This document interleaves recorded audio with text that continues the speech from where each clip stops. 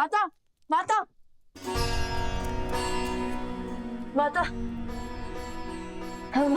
माता माता समय आ गया माता।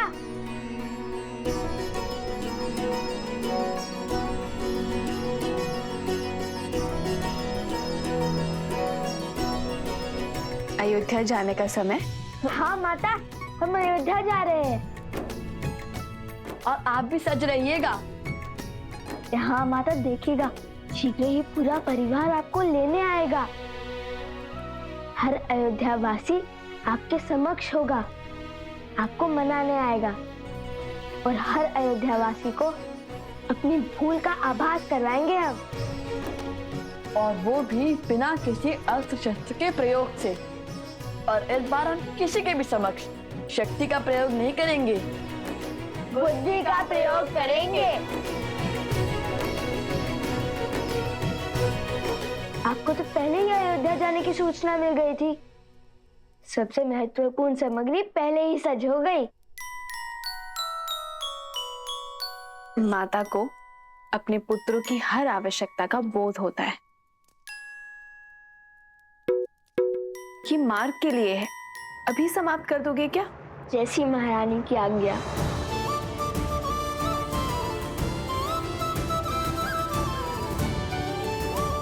और हाँ, स्मरण रहे, इस बार धर्म के मार्ग में कोई त्रुटि नहीं। जी माता। जी माता।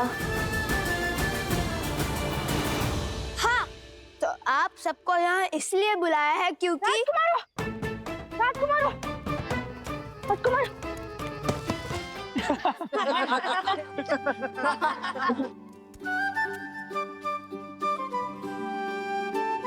अरे अधिक उत्सुकता में ऐसा ही होता है। अरे क्रोधित ना हो, मैं तो केवल अपना अनुभव बता रहा था। कहिए राजकुमारों, क्यों बुलाया हम सबको यहाँ? क्यों बार बार राजकुमार राजकुमार का गान गा रहे हो? हम तो केवल साधारण से दो ऋषि कुमार हैं और तुम्हारे मित्र हैं। तो जैसे पहले बुलाते थे वैसे ही बुलाओ। पहले की बात और थी, पहले आप अपने ही सत्य से अनभिज्ञ थे, अब तो सब जानते हैं ना। नाम से बुलाया तो कहीं आप क्रोधित ना हो जाए। महाराज राम और देवी सीता के पुत्र तो कुछ भी कर सकते हैं ना। सिया राम के पुत्र होने के जितने लाभ है उससे कहीं अधिक उत्तरदायित्व भी हैं। सिया राम के नाम की रक्षा का उत्तरदायित्व, इसलिए हमें अधिक सावधान रहना होगा। तो जब हम यहाँ नहीं होंगे तब आप सबको एक तैयारी करनी होगी। तैयारी? कैसी तैयारी लवकुश? रामायण के मंचन की तैयारी। हम एक बार पुनः अयोध्या जाकर रामायण का मंचन करेंगे, किंतु इस बार इस रामायण का आधार भिन्न होगा, उसका सुर भिन्न होगा। अर्थात? ध्यान से सुनो।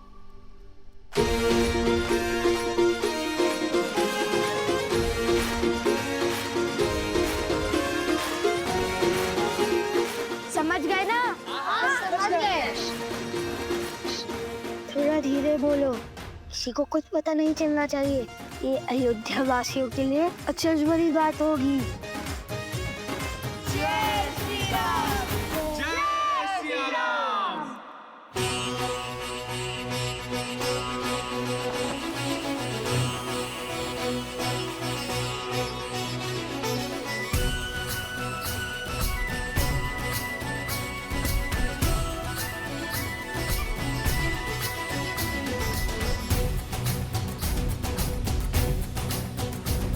जन जन का मन हर्षा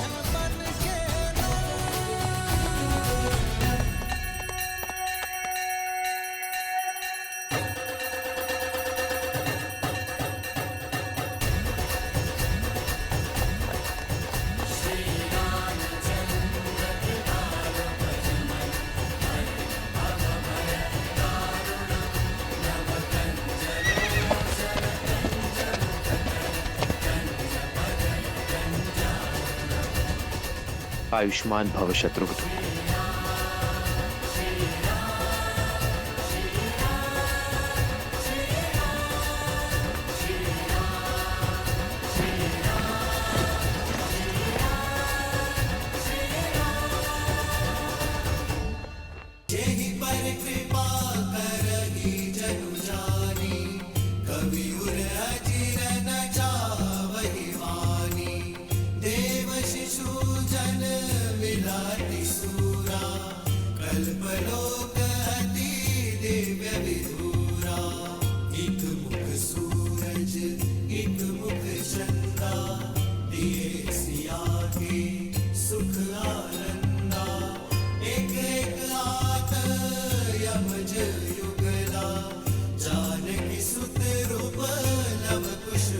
तुम जिनसे मिलने जा रहे हो वो तुम्हारे अपने हैं, चाहे स्थिति और परिस्थिति कितनी ही विकट क्यों ना हो। भावनाओं में बहकर अपनी गुरु की बात मत काटना और गुरुवर की आज्ञा के बिना अपना सत्य किसी से ना कहना, क्योंकि यदि भगवान वाल्मीकि ने इस सत्य को छुपाया है तो इसके पीछे अवश्य ही कोई कारण होगा। उनकी मंशा सदा भावनाओं को समाज और समझ के अनुसार ढालने की होती है। जैसी आपकी आज्ञा माता। आपको तैयारी करनी है माता अयोध्या जाने की, भूल तो नहीं जाएंगी ना माता?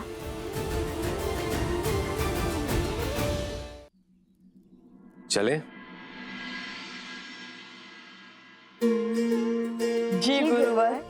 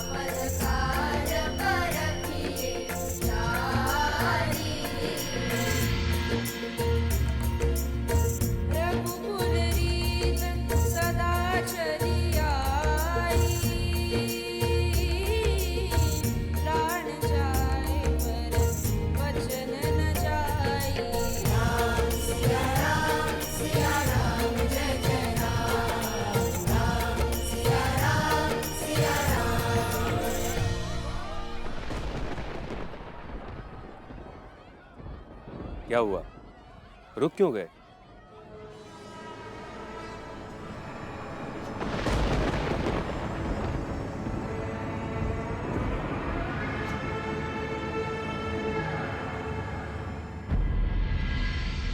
सुना गुरुवर, कोई रो रहा है।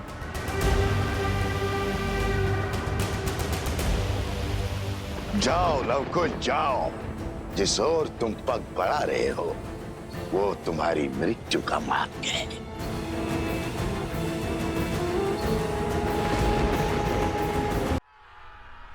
ध्वनि उस ओर से आ रही है, आओ।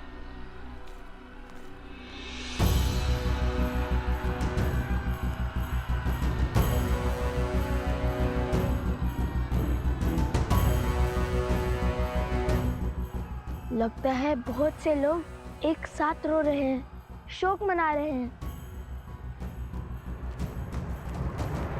जाओ लवकुश जाओ, जिस ओर तुम पग बढ़ा रहे हो वो तुम्हारी मृत्यु का मार्ग है। जितना आगे बढ़ोगे उतना ही अपनी मृत्यु के समीप जाते जाओगे। इस बार जो मैंने जाल बिछाया है उससे तुम निकल नहीं पाओगे। आज आज इनका धर्म, इनका न्याय और इनकी अच्छाई ही इनके अंत का कारण बनेगी भैया। जाओ बानासुर, जाओ और मृत्यु का तांडव आरंभ करो।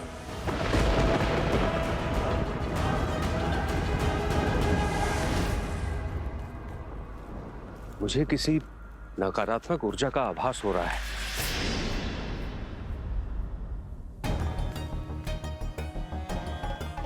ऋषिवर शीघ्र आइए।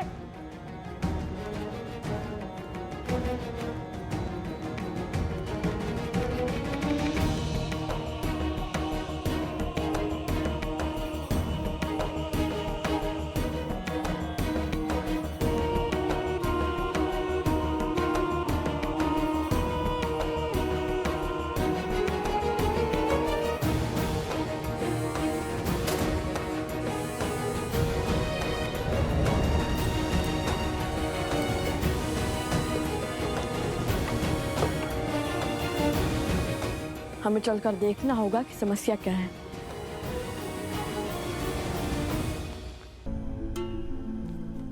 जब भी पग किसी महान उद्देश्य की ओर पड़ते हैं, तब कोई ना कोई ऐसी तुच्छ समस्या आ ही जाती है। अब तो अश्वमेध यज्ञ का अश्व आधे मार्ग तक पहुंच भी गया होगा। शीघ्र चलिए ना। शांत कुश, हर बार की भांति इस बार भी हम हर समस्या का हल खोज लेंगे। समस्या को मात देकर समय पर पहुंच जाएंगे हम।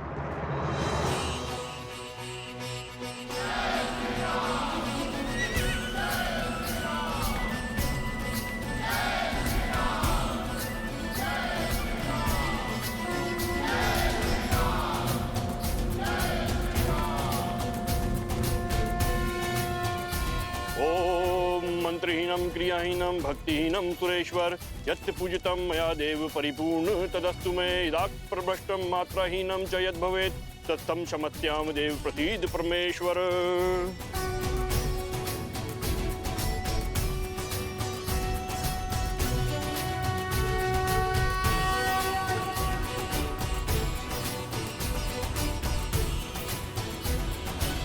शत्रुघ्न का संदेश है। हमारा अश्व भ्रमण करता हुआ सकुशलता से आगे बढ़ रहा है। वो शीघ्र ही अयोध्या पहुंच जाएगा।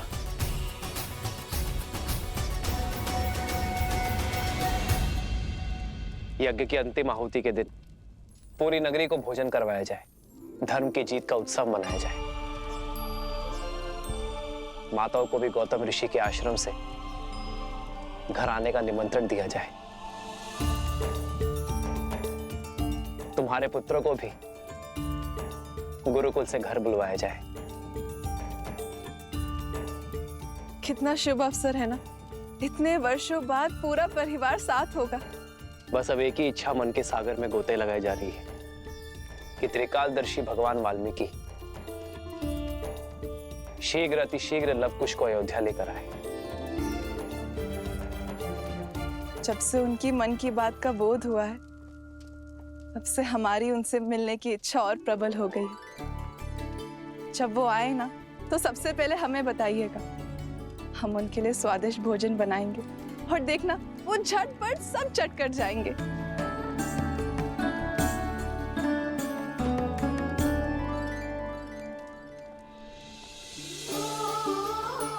वर्षों बाद अयोध्या में आनंद का आगमन होने वाले सीते, बस इन सबके मुख पर यूं ही हंसी बनी रहे कि कभी अनिष्ट का कोई भी आवरण उनके तेज को ना ढक सके।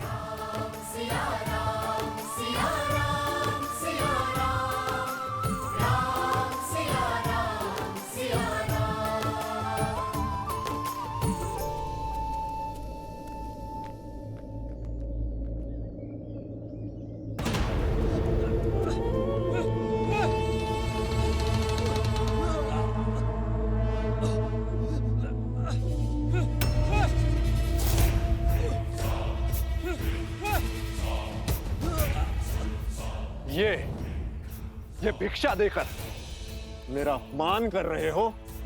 हाँ, बोलो।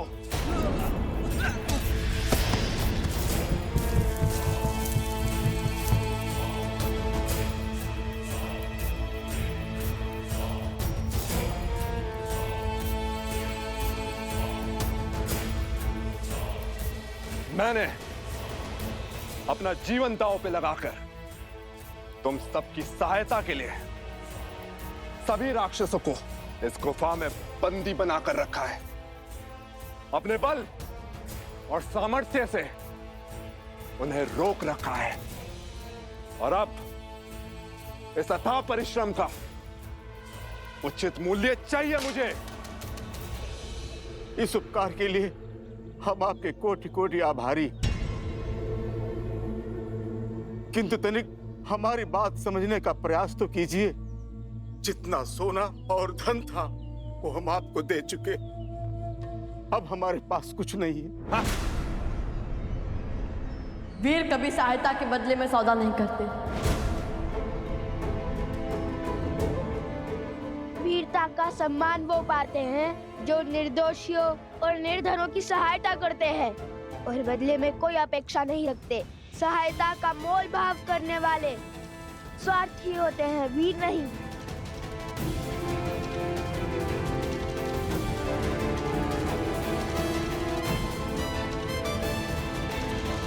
ऋषि कुमार, आप क्यों अपने प्राण दांव पर लगाते हैं? चले जाइए यहाँ से। हमारी समस्या आपके सामर्थ्य से बाहर है। उसका निर्णय हम स्वयं लेंगे। आप केवल अपनी समस्या बताइए।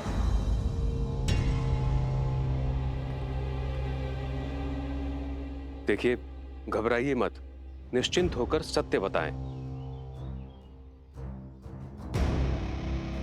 हमारा गांव कभी बहुत संपन्न हुआ करता था। महाराज राम की छत्र छाया में हम फल फूल रहे थे और फिर अभी कुछ दिनों पहले एक बड़ी अनोखी घटना घटी। लगता है इस बार वर्षा अच्छी होगी। फिर तो फसल भी अच्छी होगी। अरे रुक क्यों गए? कोई पिशाच देखा क्या?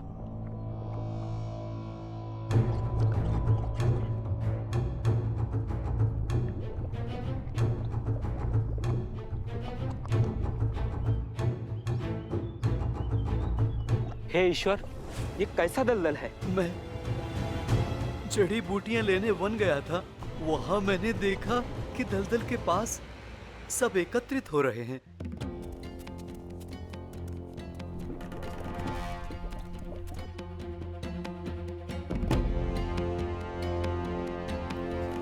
मुझे किसी नकारात्मक ऊर्जा का आभास हो रहा है। फिर क्या हुआ? मैंने देखा कि इसे ही देखते रहोगे, आगे बढ़ोगे।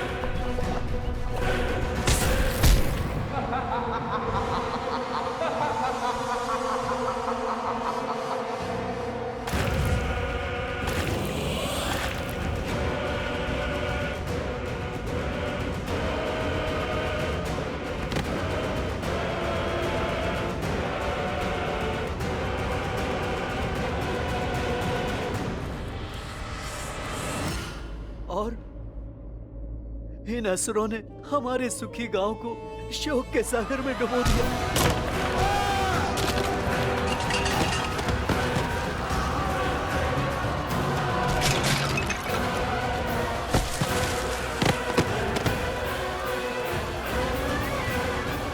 ये देखिए, ये हाहाकार उन्होंने मचाया है और फिर ये आए हैं हम असहायों के रक्षक बनकर।